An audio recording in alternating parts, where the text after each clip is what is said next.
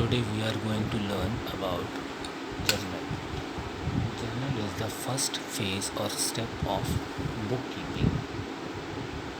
It is a part of bookkeeping. Under this process, we only record and summarize the business transaction. That is, जब भी कोई business होता है हम उसको सिर्फ फर्स्ट स्टेप में उसकी जर्नल एंट्री पास करते हैं, जो बेस करती है रूल्स ऑफ जनरलाइजिंग में, जो आपने लास्ट में पढ़ा था. That is it is passed on the basis of traditional approach और on the basis of modern approach. आप किसी भी अप्रोच को इसमें यूज़ कर सकते हैं. आपकी हेडिंग होगी जनरल एंट्रीज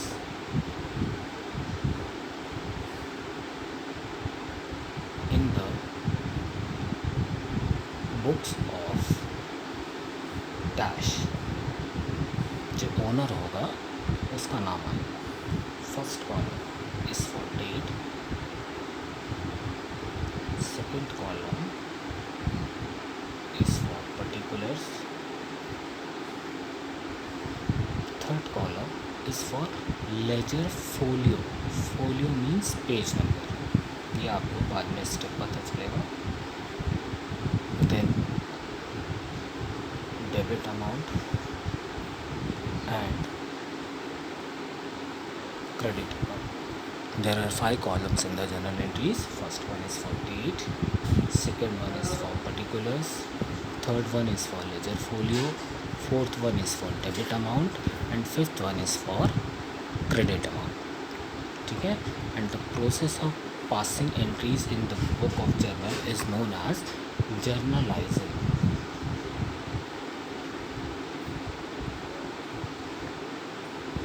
आप इस बुक में एंट्री पास करते हैं उसको आप बोलते हो journalizing. Again I am repeating, there are 5 columns in the journal entries.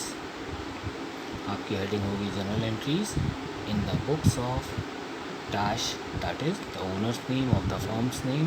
First column is for date, second column is for particular, third column is for ledger folio, fourth column is for debit amount and fifth column is for credit amount.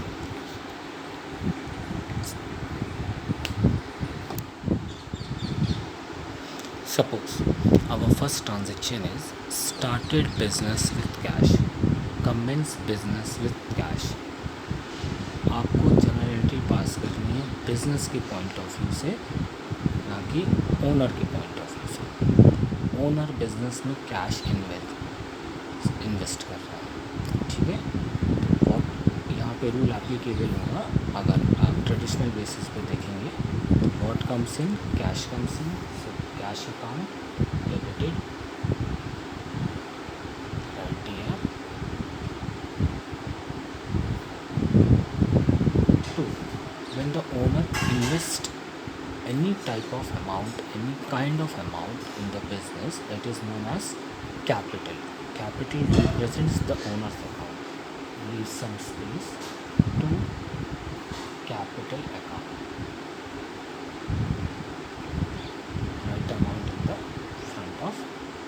Credit side and write the summary. B. Business started with cash. It is known as narration. आपका first transaction है started business with cash और commence business with cash. Business के point of view से देखिए कि business में cash invest हो रही है और ओनर इन्वेस्ट कर रहा है, तो वो कैश आपके लिए क्या होगी, कैपिटल होगी. मैंने आपको मॉडर्न अप्रोच में बताया था कि कैश बिज़नेस के लिए क्या है, एसेट्स है. एसेट्स इंक्रीज़ होती है तो हम उसको क्या करते हैं, डेबिट. और कैपिटल इंक्रीज़ होती है तो हम उसको क्या करते हैं, क्रेडिट. इस अप्रोच के बेसिस पे देखा जाए तो आपकी फर्स्ट एंट्री पास होगी cash account debit, cash account debit to capital account. Cash का अमाउंट कैश के सामने डेबिट साइड में, कैपिटल का अमाउंट कैपिटल के सामने क्रेडिट साइड में.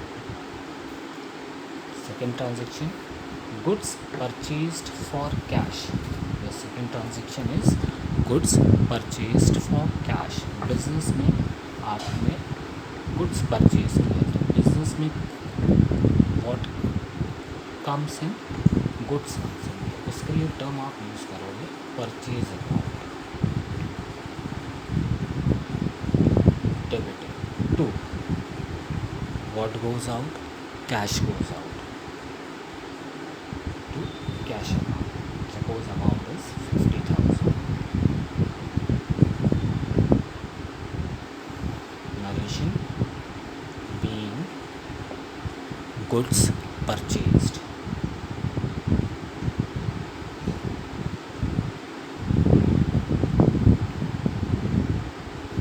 आपका ट्रांजैक्शन था goods purchased for cash.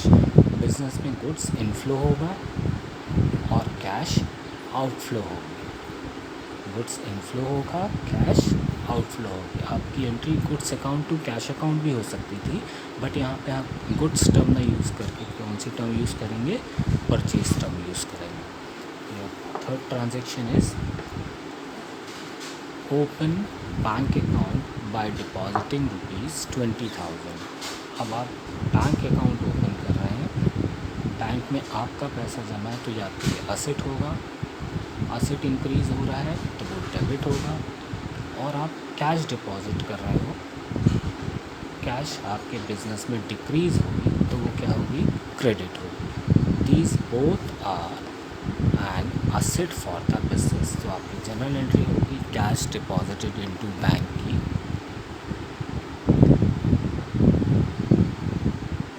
Bank account debited to cash account 20,000. And narration being cash deposited into bank. आपने बैंक में कैश जमा किया या बैंक में अकाउंट ओपन किया. आप बैंक नेम भी लिख सकते हैं यहाँ पर. Next transaction sold goods for cash. आपने बिजनेस के गुड्स को कैश में सोल्ड किया. यहाँ पे आपको प्रॉफिट का जो एलिमेंट है उस पर के बारे में बात नहीं करनी. आपने गुड्स सोल्ड किया है तो आपके पास कैश इनफ्लो होगी, इट मीन्स कैश इंक्रीज़ होगी, और गुड्स आउटफ्लो होगी. एक असेट इंक्रीज़ होगा, दूसरा असेट डिक्रीज़ होगा. तो यहाँ पे आप सोल्ड कर रहे हो, इसलिए आपकी टर्म यूज़ होगी सेल्स. तो आपकी एंट्री होगी cash account debited to sales account, cash account debited to sales account being goods sold 25,000. ऐसा करके आप पूरा एक कंटिन्यू कर दीजिए, और जो डेट होगी वो डेट आपकी यहाँ पे आती जाएगी. Next transaction salary paid to an employee. Salary paid to employee. अब सैलरी पेड, तो सैलरी बिजनेस के लिए क्या होगी, expense. And according to traditional approach all expenses and losses are debited and salary paid in the form of cash. तो what goes out, cash goes out. तो आपकी entry होगी salary account debited to cash account. It is not concerned that to whom you are paid salary. It is recorded. आप जिसको salary पे कर रहे हैं वो सैलरी रजिस्टर में रिकॉर्ड होगा, लेकिन यहाँ पर सिंपल एंट्री होगी आपकी salary account debited to cash account. और नरेशन होगा आपका being salary paid.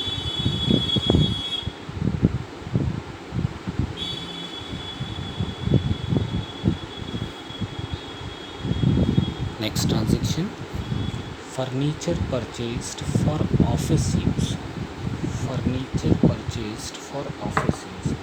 Now you are going to purchase the furniture which is an asset for the business.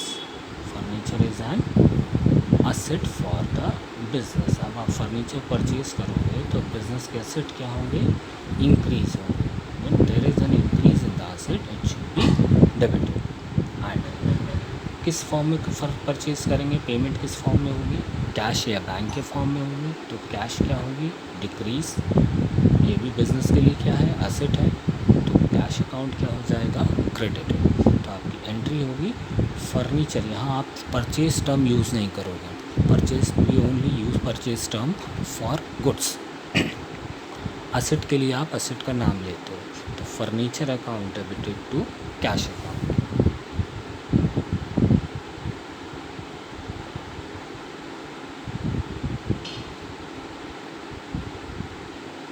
Furniture account debited to cash account. Suppose the amount is 10,000.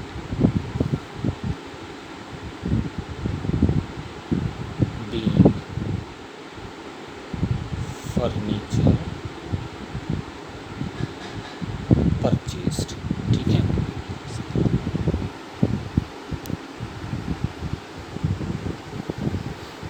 Next transaction is purchased goods from Shyam, rupees 15,000. अब यहाँ पे transaction में या तो किसी particular person का name mention है और कैश वर्ड मेंशन नहीं है, तो ये ट्रांजेक्शन आपके लिए क्रेडिट ट्रांजेक्शन हो जाएगा. क्रेडिट ट्रांजेक्शन मीन्स आपने गुड्स परचेज़ किए हैं लेकिन क्रेडिट में परचेज़ किए हैं. तो क्रेडिट में परचेज़ किए हैं तो what comes in, goods comes इन.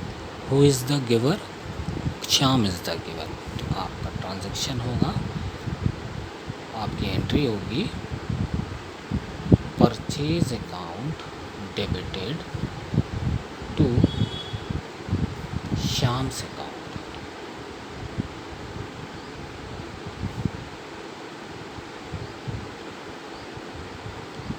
आपका ट्रांजेक्शन था goods purchase from Shyam on credit rupees 15,000, costing rupees 15,000, worth rupees 15,000. तो अगर आप ट्रेडिशनल अप्रोच में जाते हैं तो ट्रेडिशनल अप्रोच में गुड्स आपके लिए क्या है, रियल अकाउंट, और श्याम आपके लिए क्या है, पर्सनल अकाउंट. रियल अकाउंट का डेबिट होता है, debit what comes in, goods comes इन. तो उसके लिए टर्म आप यूज़ करोगे purchase account. And personal account का क्रेडिट होता है credit the giver. Who is the giver, Shyam is the giver. Business में श्याम आपको गुड्स दे रहा है आपके बिजनेस को, तो श्याम अकाउंट आएगा. और अगर आप मॉडर्न अप्रोच में जाते हैं तो मॉडर्न अप्रोच में गुड्स आपके लिए क्या है, assets. When there is an increase in asset it should be debited. ठीक है. और श्याम आपके लिए क्या है, एक लाइबिलिटी क्रिएट हो रही है.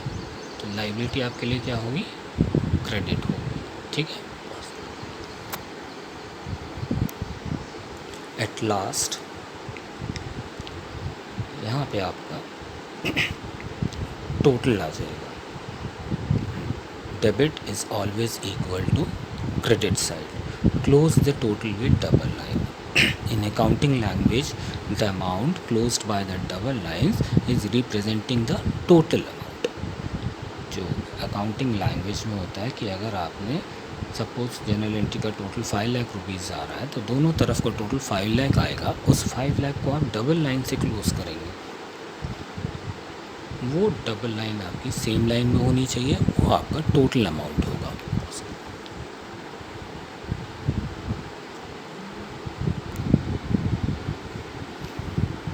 When only one account is debited and one account is credited, such type of entry is known as simple journal entry. जब आपका सिर्फ एक अकाउंट डेबिटेड हो और एक अकाउंट क्रेडिटेड हो, वो आपकी कौन सी जनरल एंट्री होगी? सिंपल जनरल एंट्री होगी। And when more than one account is debited, more than one account is debited और क्रेडिटेड, जब एक से ज़्यादा अकाउंट आपके डेबिटेड होंगे या क्रेडिटेड होंगे, such type of entry is known as compound journal entry.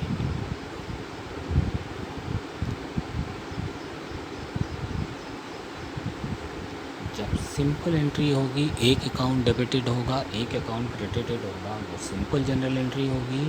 When more than one account is debited और credited, it is known as compound general entry. Like यहाँ पे आपके 2 अकाउंट डेबिटेड है तो वो कंपाउंड जनरल एंट्री होगी।